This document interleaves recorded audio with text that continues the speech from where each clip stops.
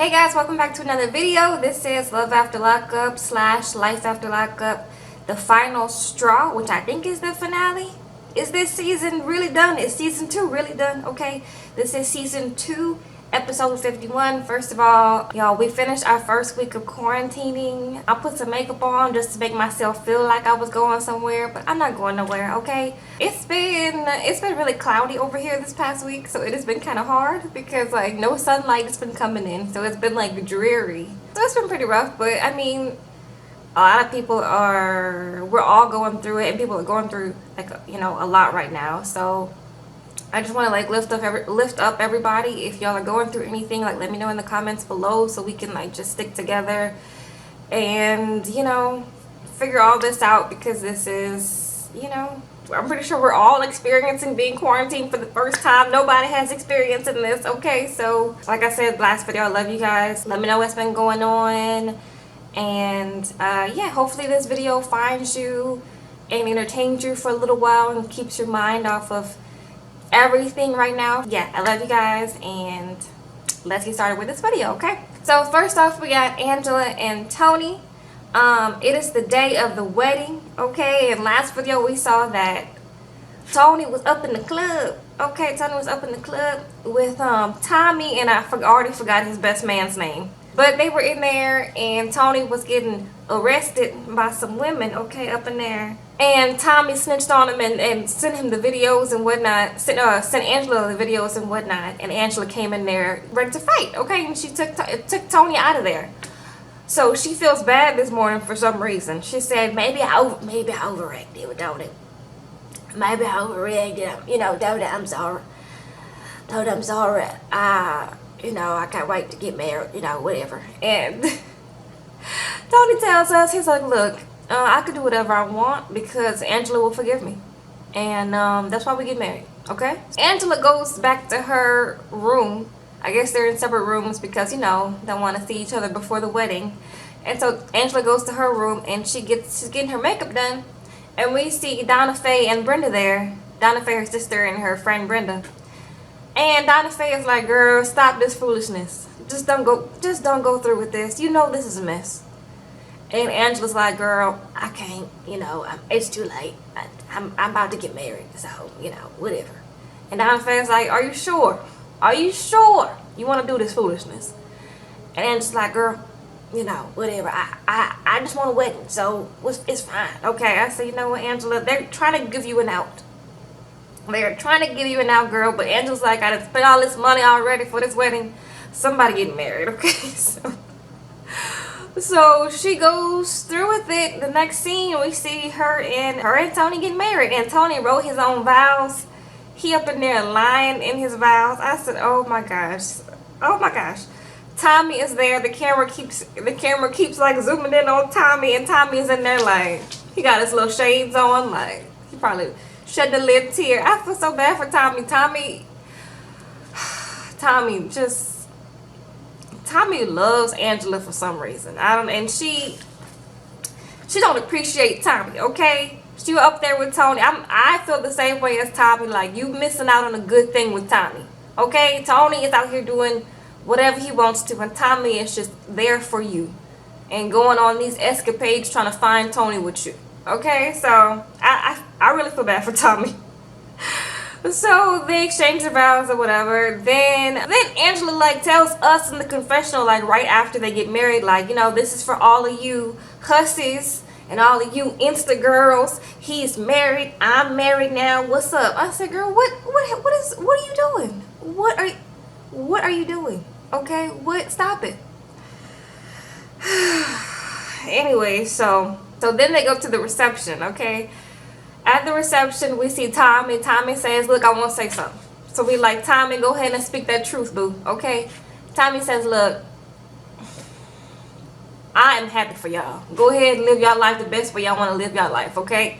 And Angela and Tony are like, we love you, Tommy. Thanks, Tommy. Woo-woo. Okay. So then they cut the cake. And they cut the cake, and the little...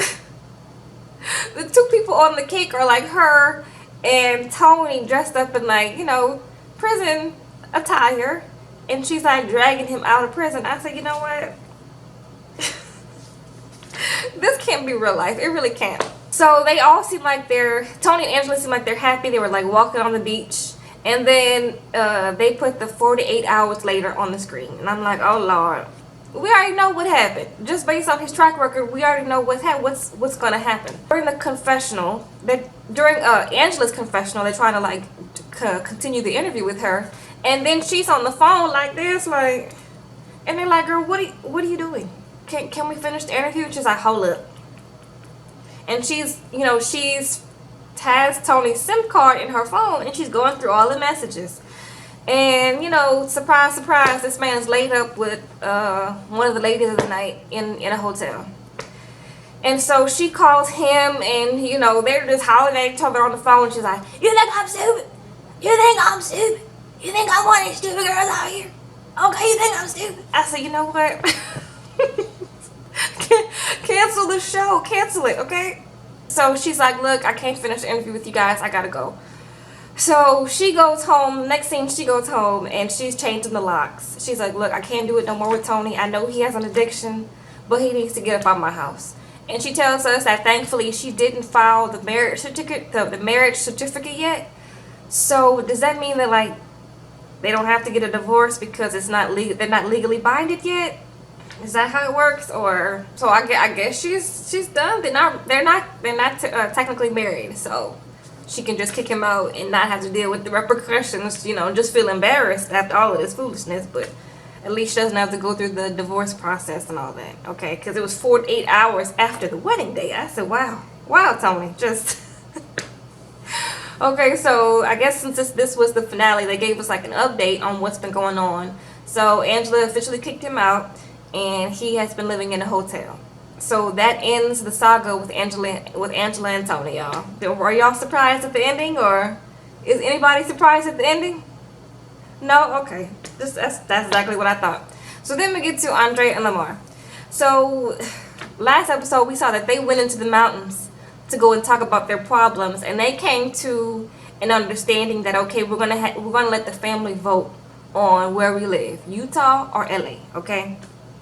Angela thinks that the family's going to pick Utah, and Lamar thinks that, not Angela, Lord have mercy, Jesus. Whew, Andrea thinks that the family is going to pick Utah, and Lamar thinks that the family's going to pick LA. So they coming into the house like, okay, we have a family meeting, guys, family meeting. They ordered some pizza, and they're like, come eat in the living room, we have something to tell you guys, okay? So they tell them the plan. Andrea's oldest daughter, Nyla, is like, girl, this is exactly what happened last time, and whatever we pick, y'all are just going to argue about it, so what is the point? Okay, the children are over. Her children are over her and Lamar, and I do not blame them, okay, because Andrea has been going back and forth with her and Lamar, and it's exhausting for us as viewers, so I know it's exhausting for them kids, okay? So anyway, I'm like, Nyla, speak your truth, girl, because this is exhausting. So even though Nyla says that, this is all foolishness, she's like, look, my vote would be for LA. Because, like, I got my dance thing going on, and there's a lot more opportunity for me in LA than there is in Utah. So my vote would be LA, just so y'all know, okay? And so we talked to Tennyson, like, off camera, and he's like, I'm conflicted. I don't know what I want to do. Andrea kind of, like, gets upset at the fact that Nyla wants to go to LA. She's like, look, I have a black son to raise. And, I guess assuming that she would have a harder time raising a black son in LA versus in Utah. So I'm like, okay, girl, okay. So the next scene, we get the results of their vote, okay? They wrote down where they wanted to go, put it in a hat, and then Andrea's reading them off. And so she goes through them, and it's like, at one point, it's like 2 votes for Utah and 2 votes for LA, okay? So we already know who voted for Utah, who voted for LA. And I think baby girl was like the deciding factor, okay? So Andrea pulls out the last vote, and it says LA. And everybody's excited except for Andrea and Tennyson, okay? So Andrea starts crying and whatnot and saying that she's scared to move to LA. And she don't want to move there. So that's just what it is. She thinks Utah is so safe. We get a conversation with the youngest girl, and she's like, look, my daddy lives in LA, that's why I wanted to move to LA, and it's got nice beaches and whatnot, so that's why I voted for LA. I said, okay, girl. It makes sense to me, girl. Okay, we get it. So at the end of their whole thing, to wrap it up, Andrea and Lamar, they moved to LA with the family, and they are trying for baby number 4. Okay, so that is it for Andrea and Lamar. Then we get to Lacey, Shane, and Jean. Okay, so last episode we saw that it was like a whole scene because Lacey came home with John in the car trying to kick Shane out. Okay, so last episode we ended off where Shane was trying to follow Lacey outside to like talk to her, and surprise, surprise, who is there? Jean. Okay, so Jean is like, look, Big Daddy home. I said, you know what? Lacey is so childish for this. She's so childish for this. Like, why would you bring him there and just try to kick Shane out? Because you know it was gonna be problems. So why would you do that? You wanted the problems. That's what you wanted. You wanted the problem to happen. You wanted them to fight over you. That's what you wanted to happen. But that's childish though. Okay, but anyway. So we're gonna keep going with the story, y'all. So Shane sees Jean, okay, and Shane tries to go back in the house because Shane has this whole season. Shane is like, look, I don't want to go back to jail. Okay, I don't want to. So he tries to like go back in there and like finish packing his stuff. Okay. So Lacey and Jean, they follow him into the house, okay? And then they start antagonizing this man as he's trying to like pack his clothes.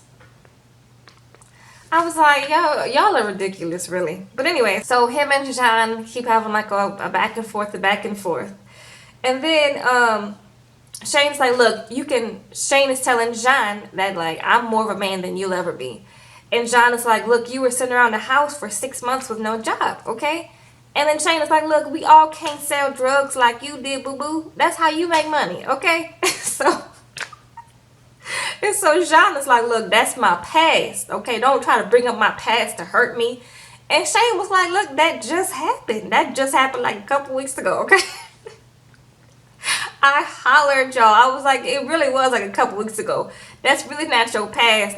That's just what happened. Like, you was just in jail for that, okay? But anyways, John picks up Shane's work helmet and like throws it around. And Shane is like, look, he's talking to us and he's like, look, I want to beat him up, but I can't because I don't want to go back to jail. But he is really pushing it, okay? And I'm like, yes, he is pushing it. So Shane stands up and he's like getting aggravated and he wants to fight now. And they had to have the security people come in between him and Jean. And they're just going back and forth, back and forth, back and forth. And Lacey is loving it, y'all. She's acting like, oh my gosh, like, stop it, keep going. Stop it, fight over me, okay? It's a mess. Shane asks Lacey, like, why are you breaking my heart like this? Why are you doing all this? Why are you going about it like this? And Lacey's like, look, you're breaking your own heart. I say, you know what? Shane tells us that he still has feelings for Lacey for some reason. He still loves Lacey. He'll always love Lacey. Shane, I'm trying to root for you, but you keep saying you love this girl after all of the stuff that she's been doing. Like, anyway, I do think it's because Shane is really young, okay? Shane is young. Shane is like, what, 21 or something? And it's probably not an excuse, but it's like, it could be a reason why he, like, loves Lacey like this. I'm like, okay. Cut your losses, Shane, okay? Jean says that he wants to propose to Lacey soon, and Lacey says she really feels like Jean is her soulmate. I said, you know what? Y'all are good for each other, okay? So at the end, we see that Lacey and Shane are still legally married, but they're living separately. So that was it for the Three Musketeers, the other set of Three Musketeers, Lacey, Shane, and Jean, okay? Then we get to Megan, Michael, and Sarah. So Megan is in the studio, okay? She is singing, okay? We saw her writing last episode, so now she is in the studio singing, okay? She said, I turned some lemons into lemon pie, made it better. I said, you know what is going on? Was the song good? I don't know. It wasn't bad. What y'all think? Was the song bad, or was it like, could you hear it on the radio? I'm like, So Megan gets a visit from Michael in the studio, okay? So they go outside to talk. And we already know that Megan and Michael have been, like, Michael hasn't been talking to Megan. Megan asks him why he ghosted her, and he's like, that's a good question. Well, it's because I've been in a relationship. And so Megan gets in her feelings, and she's like, I was waiting for you. I was, you told me that you love me and all of this stuff, and then you went and got into a relationship.